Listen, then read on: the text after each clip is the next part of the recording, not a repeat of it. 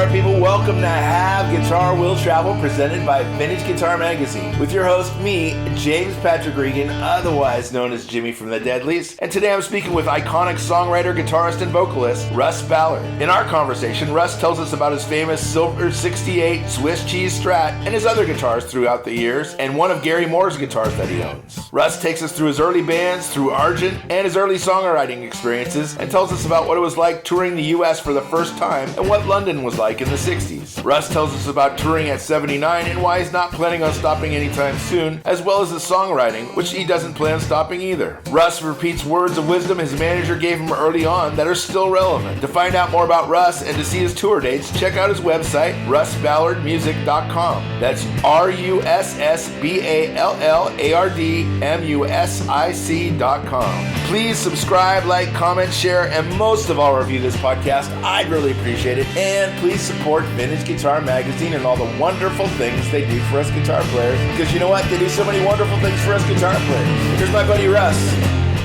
James? Yes. How are you, Russ? Yeah. It's good to be with you. Likewise. Let me ask you a couple questions really quick. The Swiss cheese guitar? I know there's a story on your website, but could you give us the story of your Swiss cheese guitar? The one with the holes in it? Yes. Yeah, that goes back to 1968 when I bought that as a black Fender Stratocaster. That's where a friend of mine was selling a black Stratocaster, and he said, "Do you want to buy it?" And I said, "Yeah, how much do you want for it?" He said, £150. This is 1968. So I bought the thing, and I already had a couple. And I asked my friend, who was a designer, basically. He was going to the Royal College of Art in London at the time, and I said, "Jim, can you cut some holes in this? Like those." I said, "Can you cut some holes in this, like those aluminium chairs?" Aluminum chairs that you cut, that had the holes cut in them, and they could stack them up, and they were very light.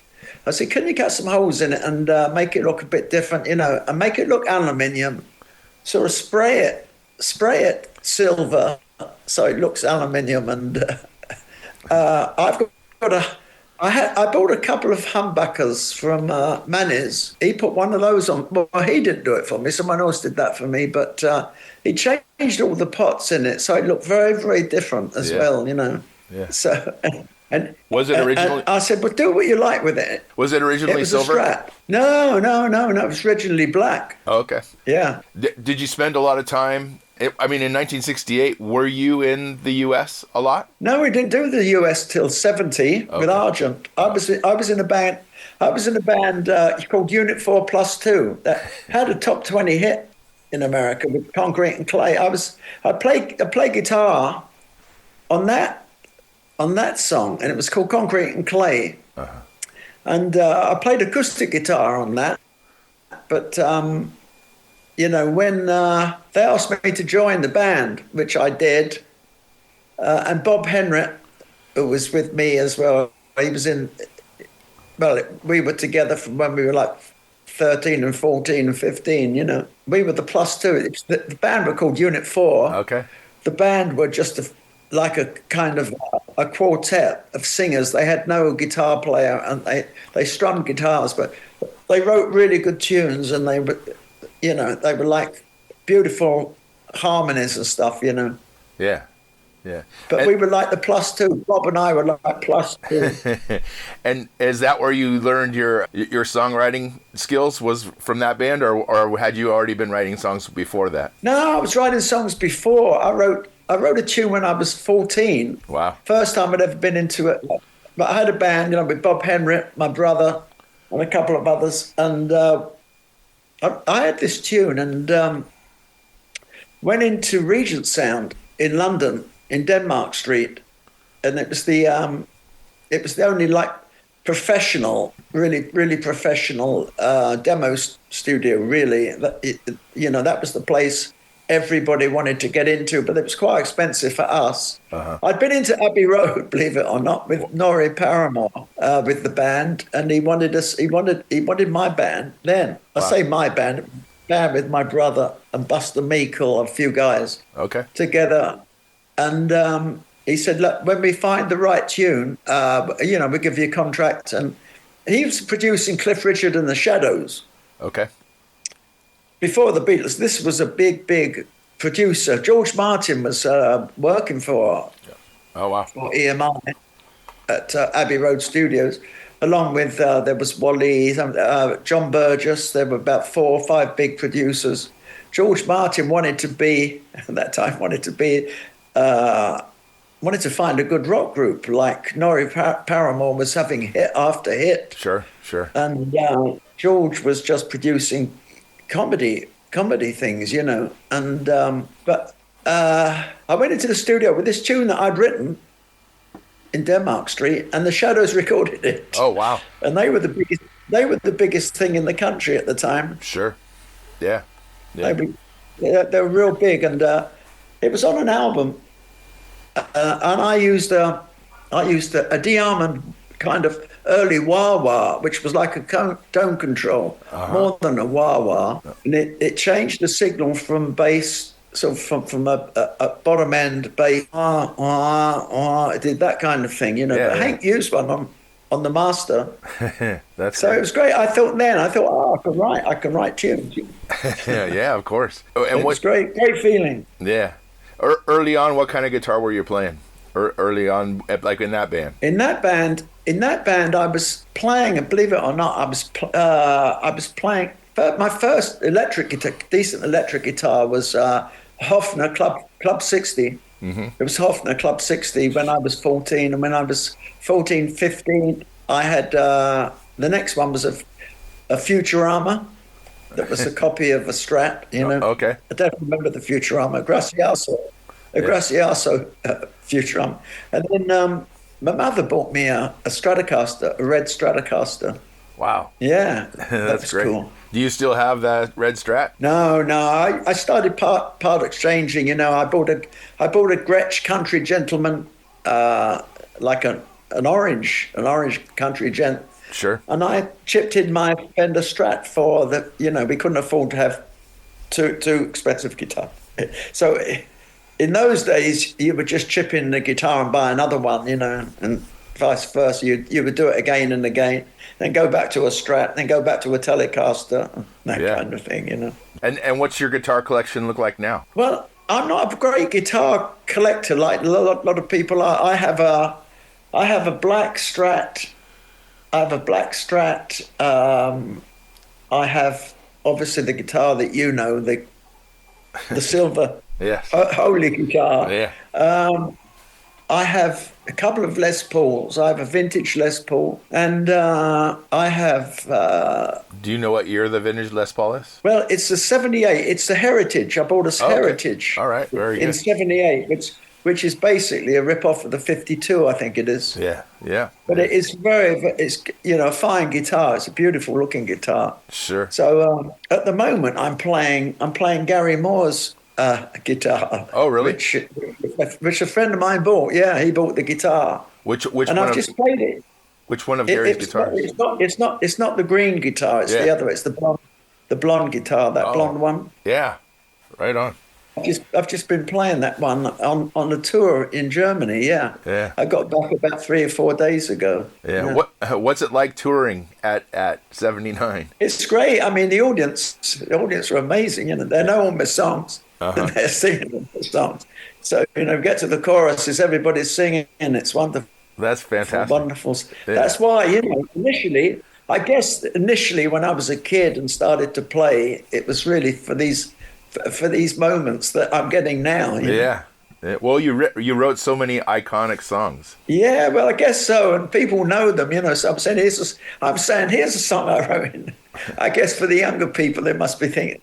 I'm saying to the people in the audience, here's a song your mother and father would know, and they laugh. That's great. And I say, and I do "Since You've Been Gone," here's a song I wrote in 73. Here's a song I wrote in 1974. Here's a song I wrote in 1970, which was Liar, and it goes further and further back, you know. So Sure. it's a lot of fun. It's a lot of fun, James. Yeah, of course. Do you still write songs? Are you still actively writing? Yeah, I was writing today. I was in the studio today writing. I only got back a couple of days ago, and I'm back in the studio writing. I had some good ideas on the road. So, yeah. I think this sounds really strong, you know, but you always think the latest thing sounds really, really strong. But to me, it sounds really, really good. Yeah. Back to gear. What kind of amps were you using back then, and what kind of amps are you using now? Back then, I tell you what, I've got a good memory. My first amp when I was 13. My first amp was a True Voice TV10. That was my first amp. Okay. And then my amp after that was a True Voice TV20. Okay. That was a 20. And then I went on after the TV 20. I was very lucky. My mum said to me, she said, I'll treat you to a really good, you know, something for music. What would you like? An amp, a guitar, an echo chamber, or whatever, a delay. Yeah. And I had the next amp was it was a Gibson. Okay. G80 was, I think it was called a G80 Veritone. Yeah. And it was an amazing, like a Fender, very similar finish to the Fenders at that time. Yeah. That was 19. That was 19. That has to be 1961. Wow. And it came over from the States, you know, and I had to wait for about 2 months before I could get. Then we had a lot of problems, like with customs, getting things through the customs from America. Yeah. But I got that. I had that, and then I had a Binson Echo, which was amazing. We had Vox. I turned professional in 1963. When I was 16, we had Vox. We all used Vox, like everyone used Vox at the time. Sure. Then we used those Vox for about 3 or 4 years, and then we went on to Laney. Yeah. We had Laney. We had Laney drums. We had Laney drums. Laney bass. I played a Laney guitar at the time. Wow. Because they were, you know, we had a deal. Sure. Then I went on the road with Roger Daltrey. Roger Daltrey asked me to go on the road with him, and I did his first tour of America, the East Coast, his solo tour. Oh. And we did Under a Raging Moon. The album was Under a Raging Moon. But when I was playing a Gibson Les Paul there, and when we got to the sound check, it was, you know, the headstock was broken, split in two, you know. Yeah. I think it was dropped. Myself. Sure. I took it out of the guitar case and it was dropped. That's what I think. But they said that they think the string should have been loosened off. But I've never had it before. Yeah.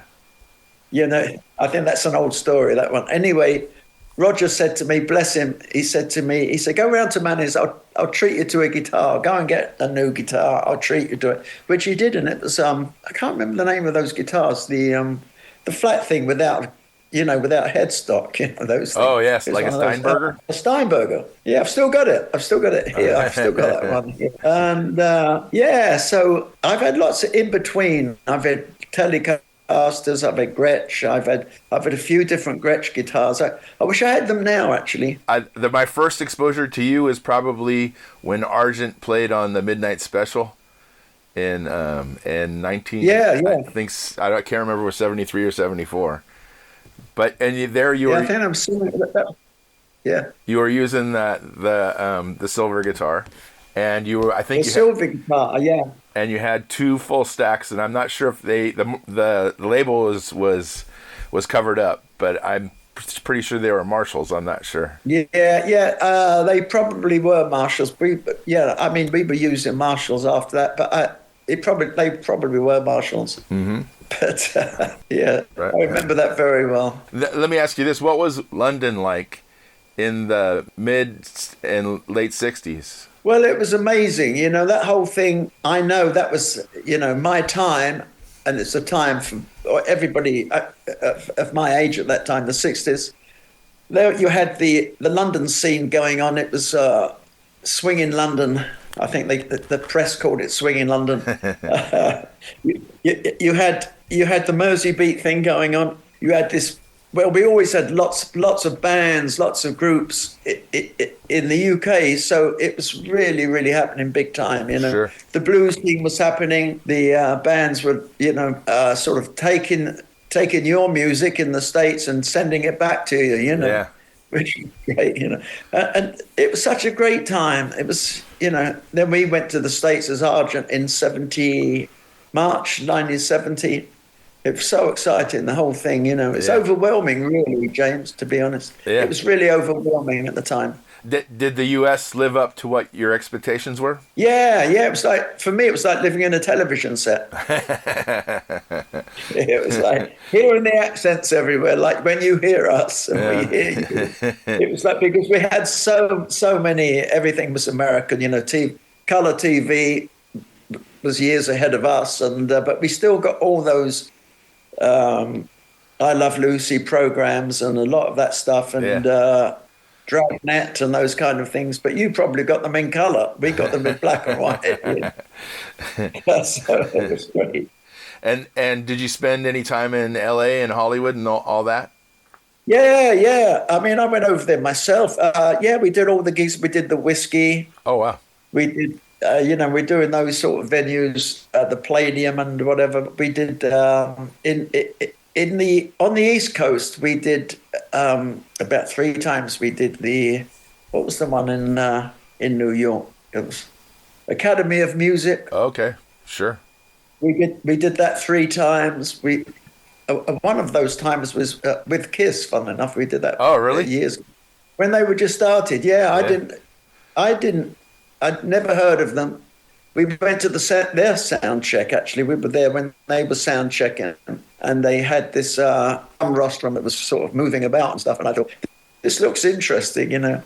But they looked normal, and it wasn't until the evening when they stood in the wings with all their schlap on. You know, you think, wow.